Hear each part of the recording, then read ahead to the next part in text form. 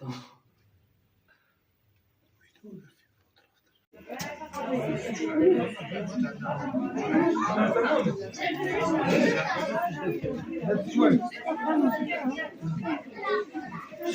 Duvara olduğu kısma geçsinler. Orada beklesinler. Kimse ayrılmaz.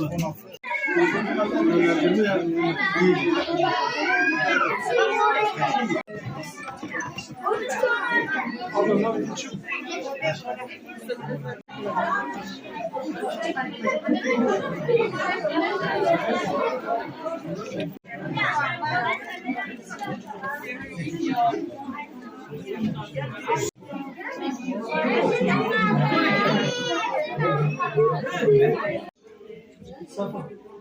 Gel Safa.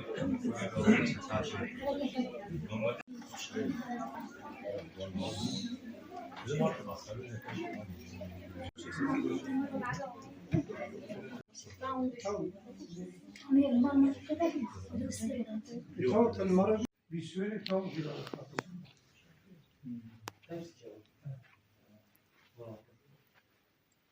Bizim ceza sahibi bizim yemekler mi? Güneşli